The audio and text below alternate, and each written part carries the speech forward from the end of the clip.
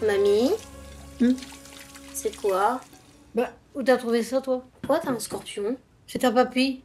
Il a ramené ça d'Algérie. C'est Algérie? Bah, bien sûr, quand il a fait la guerre. Donc le film a été une entreprise assez longue parce que ça raconte mon histoire personnelle. Et donc il y a eu, comme c'est raconté dans le film, il y a eu beaucoup de tentatives de mettre en route ce projet. Au final, c'était plus des problématiques qui étaient inhérentes au sujet et à mon propre déni par rapport à la question de la guerre d'Algérie et à mon rapport avec mon grand-père que vraiment des problèmes de production, de monter une production de film. Mon grand-père a fait la guerre d'Algérie.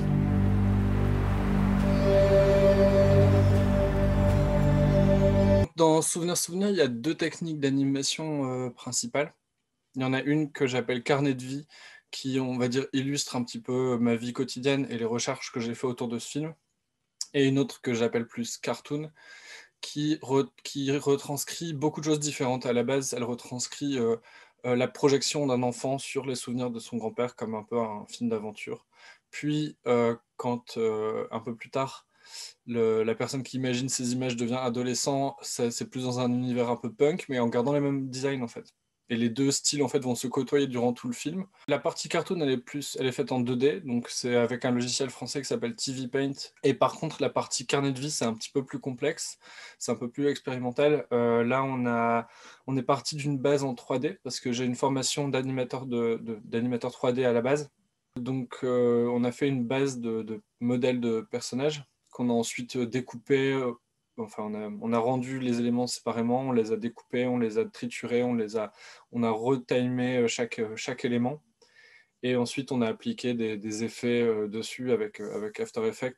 Quelques années plus tard, quand j'ai commencé à faire des dessins animés, j'ai repensé à cette histoire de guerre d'Algérie et j'ai voulu en faire un film. Je crois que c'était surtout un prétexte pour me rapprocher de lui et pouvoir en parler.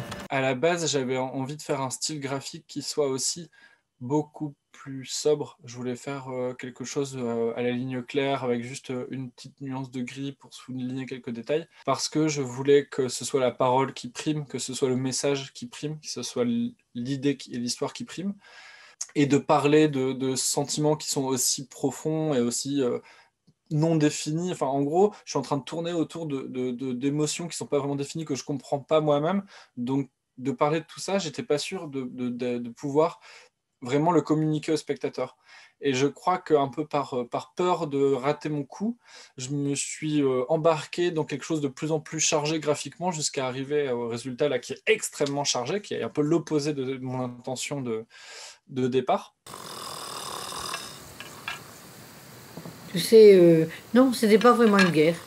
On disait plutôt opération de pacification. Quand il a commencé à avoir une belle carrière à l'étranger, j'ai parlé avec plusieurs sélectionneurs de festivals en leur disant mais qu'est-ce qui vous intéresse dans le film? Est-ce que ça vous fait pas peur que ce soit aussi bavard, etc. Et leur réponse, que ce soit des sélectionneurs russes, américains, des Balkans ou de je sais pas où, à peu près tout le monde avait la même réponse, c'est-à-dire on a les mêmes histoires chez nous, on a les mêmes problématiques chez nous et on retrouve les mêmes enjeux de mémoire par rapport, pas forcément même par rapport à des conflits, mais par rapport à toutes sortes de choses. Et, euh, et je crois que ces problèmes mémoriels sont de tout temps, de toute génération, et ne concernent même pas que la guerre, ça peut être aussi sur d'autres sujets, bien entendu.